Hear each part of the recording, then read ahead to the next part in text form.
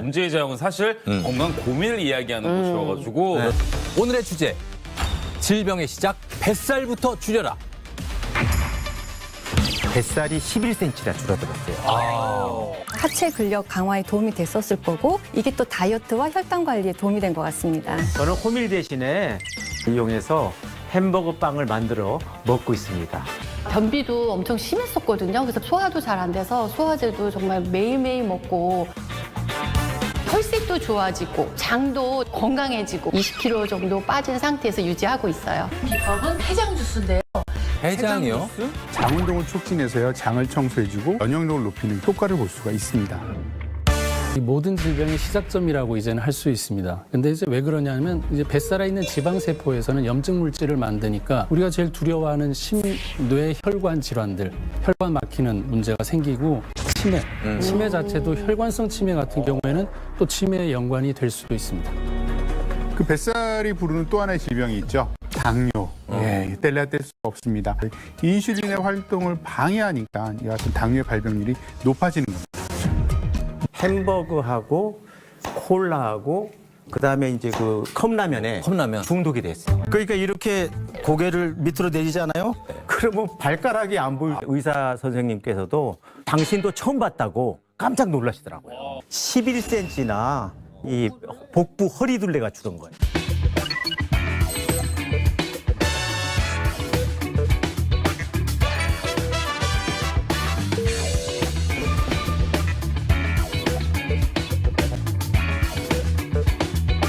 뱃살을 뺐더니 혈당까지 또 줄어들었다. 또 이런 이야기가 있거든요.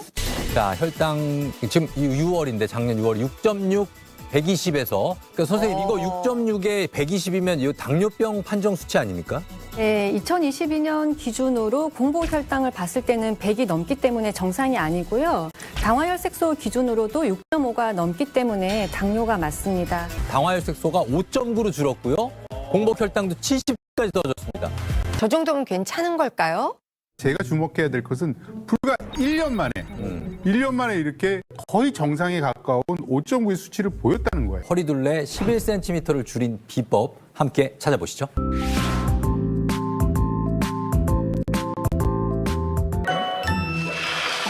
로이를 이걸 줘요?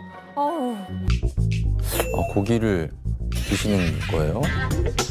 원래 제가 고기만 보면은 킬러예요. 못 견뎌요. 그러니까 폭식을 하기 때문에 이제 건강 관리하면서부터 딱 손바닥 요 정도 딱 요만하게 고기를 먹기 시작을 했어요. 이게 소 우둔살이에요. 아, 우둔살. 지방이 하나도 없는 고기예요. 기름 좀 적은. 사실 고기는 손바닥 이만큼 먹지만은 다른 걸 아주 푸짐하게 먹어요.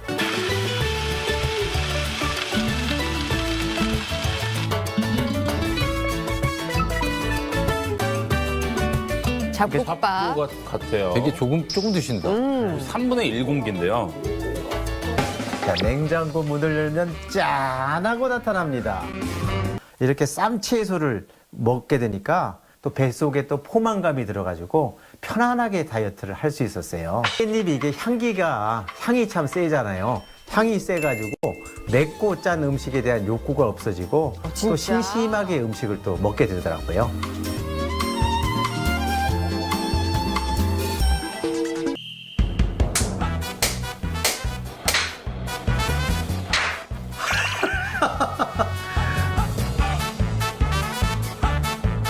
한 번, 두 번 딱 치잖아요. 그럼 향이 죽여줍니다. 고수나 이렇게 바질 같은 거 찢으면 또 향이 확 나고요. 이렇게 허브는요, 만지거나 찢거나 그러면 향이 확 나는데요. 깻잎도 마찬가지입니다. 방금 페릴라케톤과 같은 향이 확 나요. 향이 짙어지기 때문에 우리가 좀 더 자극적인 음식이나 이런 식욕을 좀 억제하는 데 도움이 될 것 같습니다. 사실은 다이어트에 더 좋은 방법이 있습니다. 식전에 먼저 깻잎을 두세 장 먹는 거죠. 식전에. 네. 페릴라케톤 성분이 식욕 억제 효과가 있기 때문에 식사 전에 깻잎을 먼저 먹으면 식사량을 줄일 수가 있고요. 또 저작 활동을 하게 되면 포만감이 생기기 때문에 섭취량이 줄 수가 있습니다. 이 깻잎에 들어있는 영양분과 항산화 성분은 사실은 생으로 드셨을 때 훨씬 효과가 좋은데 그 이유가 열이 닿거나 하면은 손실이 되기 때문입니다. 그래서 생깻잎으로 드시거나 아니면 생깻잎을 활용한 조리법으로 해서 드시는 것을 추천을 드리겠습니다. 깻잎은 칼륨을 많이 함유하고 있기 때문에요. 만약 신장 질환이 있으신 분들이라면 섭취량에 좀 주의를 하시는 것이 좋겠습니다. 아.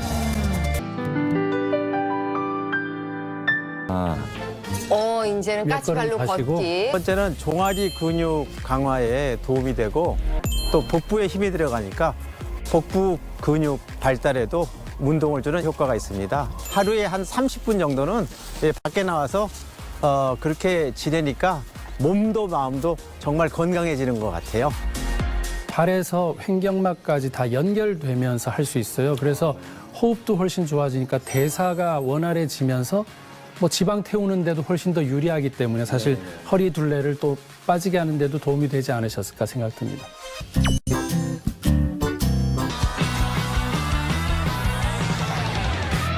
적인 스쿼트 많이 천천히 내려가는데 엄청 천천히 하는 것 같아요. 더 힘들어요. 더 힘들어요.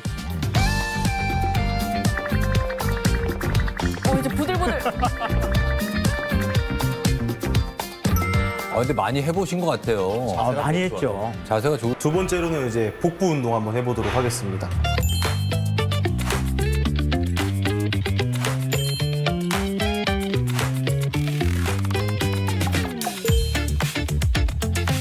이거는 배가 터질 것 같죠.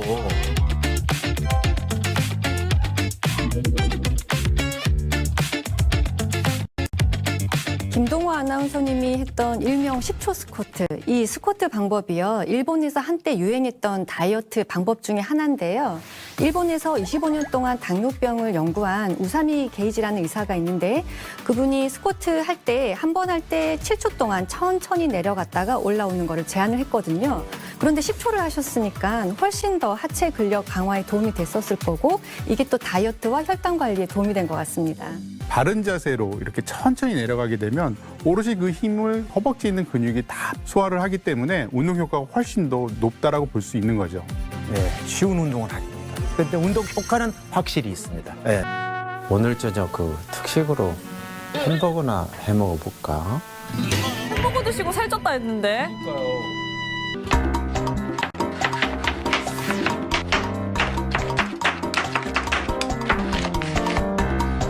그런데 다이어트 하시는데 빵을 드셔도 되는 거예요? 아유, 빵 종류도 여러 가지입니다. 제가 어떤 빵인지 보여드릴게요. 네. 여기 있네. 햄버거에 빵이 빠질 수는 없는데. 왜 빵이 냄비로 들어가죠? 네, 아까 제가 빵 종류가 참 많다고 그랬잖아요. 저는 호밀 대신에 닭가슴살을 이용해서 햄버거 빵을 만들어 먹고 있습니다.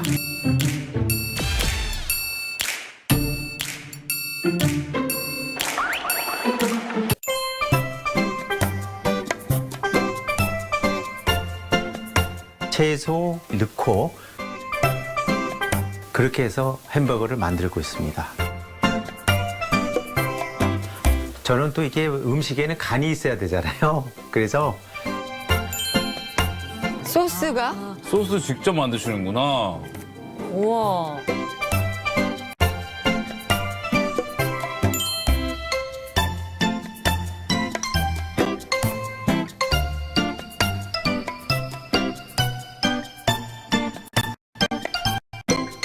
특이하다. 궁금한데요. 어떤 맛인지. 진짜 햄버거하고 별 차이가 없어요. 응? 이게 더 담백해요. 저녁은 대개 생선회집이나 일식집을 갑니다. 저는 그래서 가급적 흰살을 많이 먹으려고 노력을 하고 있습니다. 왜 다이어트 하는 사람들은 꼭 유독 이 닭가슴살로 유독 섭취를 많이 하는 걸까요? 네, 단백질 함량이 뛰어나기 때문인데요. 단백질은 탄수화물이나 지방에 비해서 소화하는 데 시간이 오래 걸리고 소화 과정에서 또 렙틴이라는 호르몬을 분비시켜서 포만감 느끼게 해주는 또 장점이 있습니다. 그래서 닭가슴살은 다른 붉은 육류와 달리 포화지방산이 적게 함유되어 있기 때문에 네. 살을 빼고 혈관 건강을 지키는 데 또 도움이 될 수 있습니다. 그리고 닭고기의 풍부한 단백질은요, 췌장을 자극해서 인슐린의 분비량을 늘리기 때문에 혈당 조절에도 도움이 됩니다. 그리고 닭가슴살이 풍부한 단백질을 충분히 섭취를 하게 되면 근육량이 늘게 되잖아요. 우리 몸의 근육이 늘면 혈액 속에 포도당을 끌어서 에너지를 쓰기 때문에 혈당 조절에 도움이 됩니다. 근데 이렇게 먹는 방법도 있지만 또 닭가슴살을 집에서 다르게 요리하는 방법도 있을 것 같아요. 어떻게 하면 또 다이어트에 좋을까요? 닭가슴살이랑 죽이랑 단백질이 같이 결합돼서 소화 잘 되는 형태로 딱 들어갔을 때 빨리 에너지 충전도 되고 그래요? 그게 면역력 문제였다면 빨리 회복이 돼서 바로 또 이제 그 컨디션을 회복할 수 있는 좋은 또 방법인 것 같아서 저는 그걸 적극적으로 추천드립니다.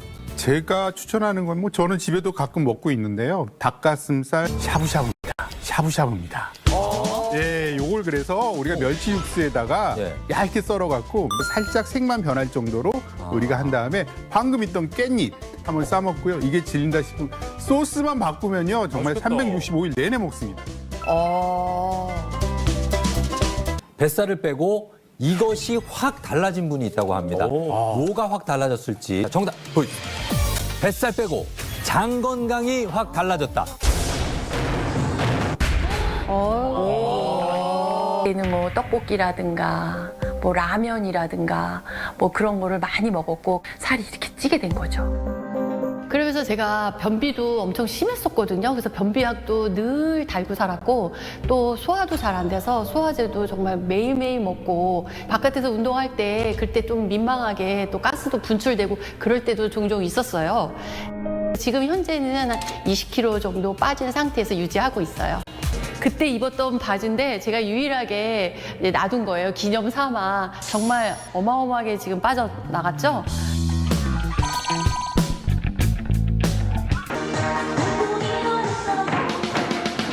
난타는 이 중심을 딱 잡아야 되면서 이 사지를 움직이기 때문에 이 코어 운동이라고 해야 되나? 이 배의 중심이 딱 잡아져서 장을 좀 원활하게 이렇게 만들어주는 것 같기도 하고 그리고 이거 하고 나면은 몸도 이렇게 트위스트도 해주고 그래서 배변 활동에도 좋고 그래서 제가 좀 수시로 하고 있어요. 이게 실제로 정말 장 건강에 도움이 좀 될까요? 네, 도움이 됩니다. 그러니까 옆에 좌우로 움직일 때 트위스트가 되면 그 복부에 그 장 주변에 있는 그 코어 근육이 장요근 같은 근육들이 장을 자극해 줄 수 있거든요. 그래서 장의 연동 운동도 도와주니까 배변 활동을 원활하게 할 수가 있고 또 혈액순환도 좋고 체지방 감소에도 또 도움을 줄 수가 있습니다. 배 쪽에 복행근이라고 하는 근육이 단련이 되기 때문에요. 다이어트뿐만 아니라 근력을 강화하는 데 도움이 되고요. 그래서 난타 하나로 유산소도 하고 근력 운동도 하고 또 스트레칭도 하면서 뱃살 빼는 데 많은 도움이 되는 거죠. 이거 해장 주스인데요. 해장 주스? 아니 뭐 술도 안 드셨는데 무슨? 전날 술 드셨나? 제가 변비가 좀 심해가지고 어떻게 해야지 변비가 좀 수월하게 나올 수 있을까 싶어가지고 만들어 놓은 주스인데요. 키위, 파인애플, 이건 미역이에요. 이거를 이용해서 제가 해장 주스라는 걸 만들어 봤어요.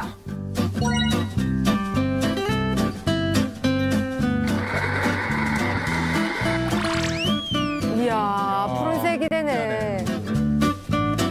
생미역인가? 이게 무슨 맛이 나나? 야, 이거 다 쉽지 않을 것 같은데. 키위와 파인애플 맛이 강해가지고 먹는데 전혀 이질감이 느끼지 않고 너무 맛있게 먹을 수 있어요. 굉장히 포만감도 있고 그리고 건강해지는 맛을 느낄 수 있어서 제가 10년째 이걸 마시고 있어요. 과연 미역이 정말 저렇게 생으로 갈아서 먹었을 때 장 건강에 도움이 되는 건지요? 예, 그러니까 보통 미역 같은 해조류를 끄는 사람들이 갑상선 요구만 연결을 하는데요. 네. 사실 미역은 굉장히 식이섬유 덩어리입니다. 그러니까 우리가 식이섬유가 많다는 고구마보다도 훨씬 더 많아요. 그리고 미역의 끈끈한 거 있잖아요. 이게 바로 수용성 식이섬유인 알긴산인데요. 결국 이걸 섭취하게 되면 장 운동을 촉진해서요. 장을 청소해주고 또 면역력을 높이는 그러한 효과를 볼 수가 있습니다. 닭, 파인애플 파인애플이랑 같이 갈아서 또 드셨단 말이에요. 그러면 더 그 시너지 효과가 날까요? 키위는 식이섬유 중에서도 폴리사카라이드라는 성분이 함유되어 있습니다. 위나 소장에서 소화되지 않고 대장까지 이동하기 때문에 소위 대장 내 미생물의 먹이가 될 수가 있는데요. 그러다 보니까 장 활동을 도와서 변비가 있는 분들에게 도움이 될 수 있습니다. 그리고 파인애플에는 황을 함유한 소화 효소인 브로멜라인 성분이 있는데요. 육류의 소화를 도와줄 수 있고요. 또 염증을 완화하는 데도 도움이 됩니다. 하지만 이렇게 과일만 갈아서 먹게 되면은 혈당을 빨리 올릴 수 있잖아요. 혈당 스파이크가 생기게 되는데요. 해조류인 미역을 같이 먹게 되면은 혈당이 천천히 올라가기 때문에 당 조절에도 도움이 되고요.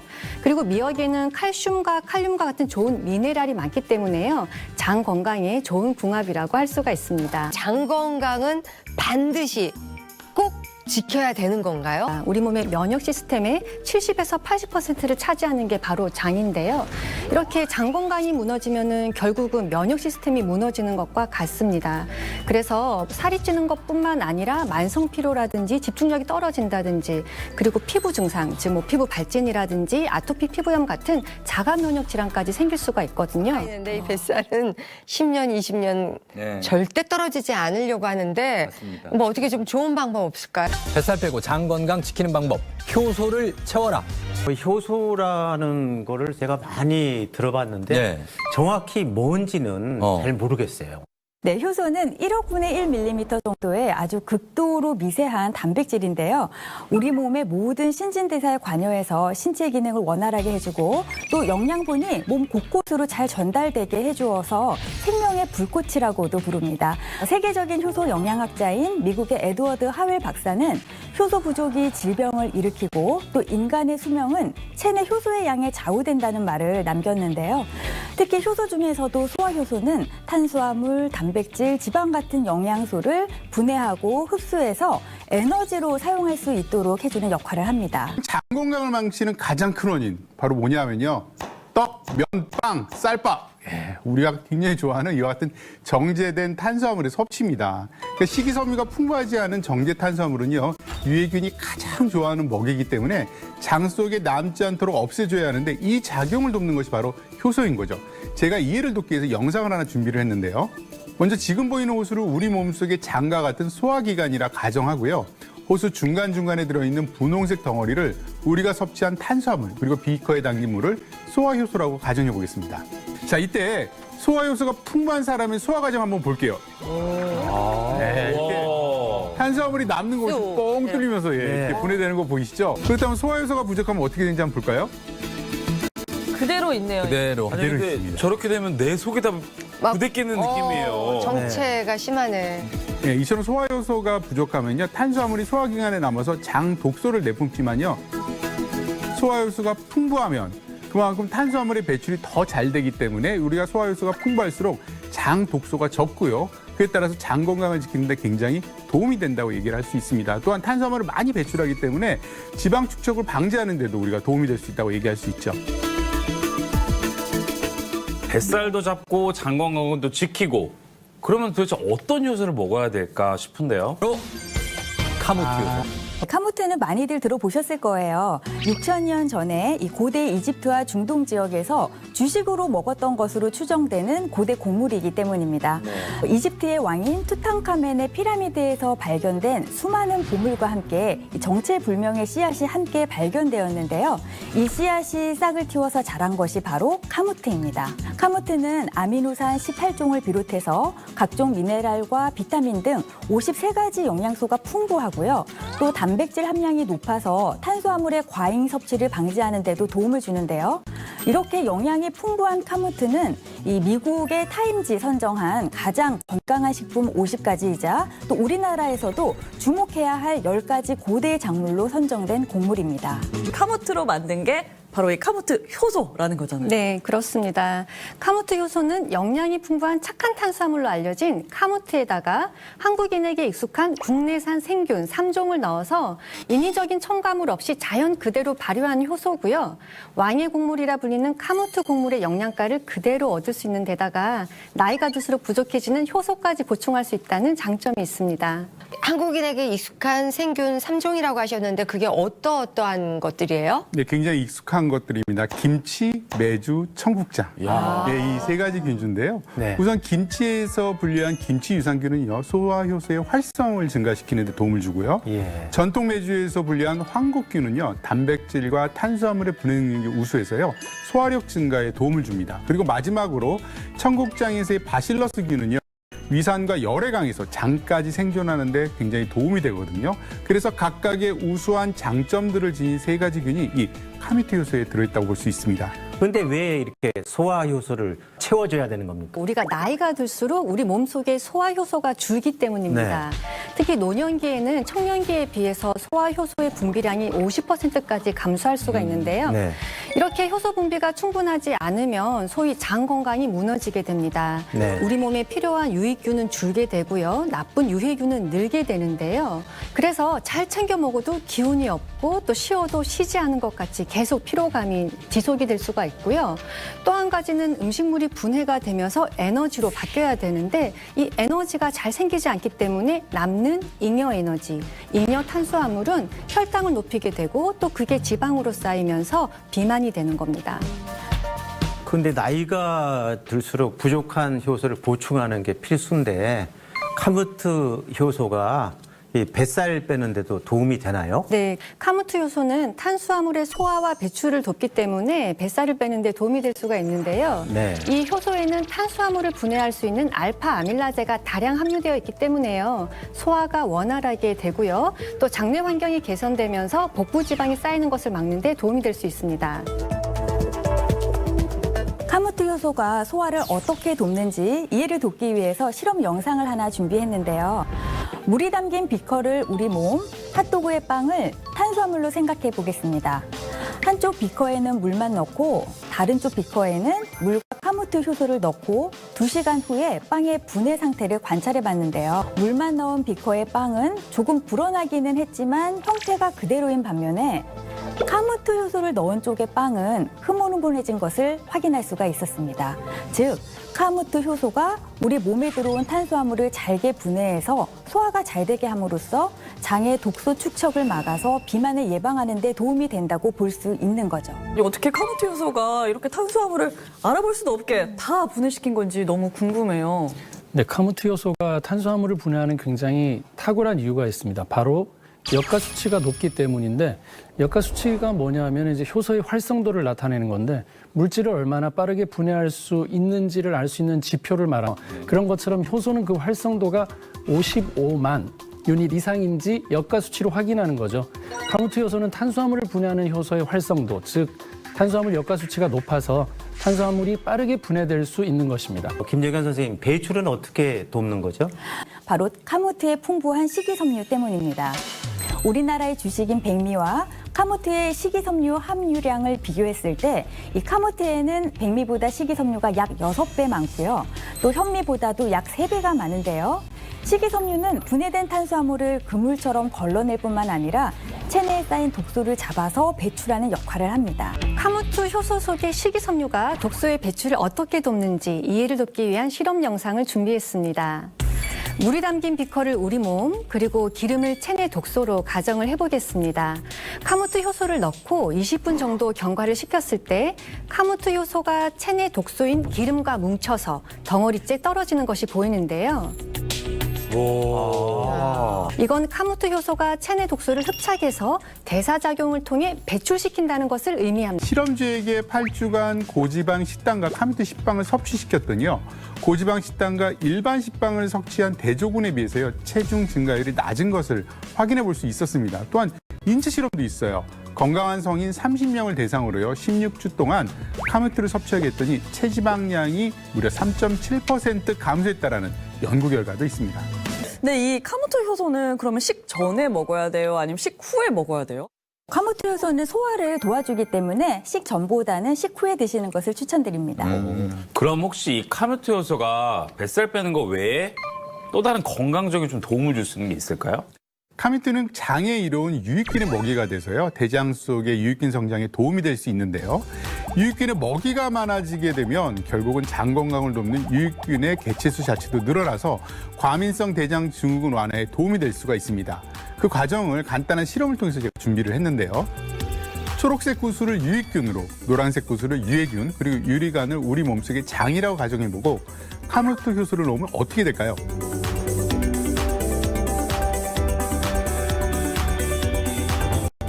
구슬만 해줬는데. 유익균의 비율이 이제 훨씬 높아졌죠. 예, 이와 같이 카미트가 유익균의 먹이가 돼갖고 유해균보다 더 증가하게 된 겁니다.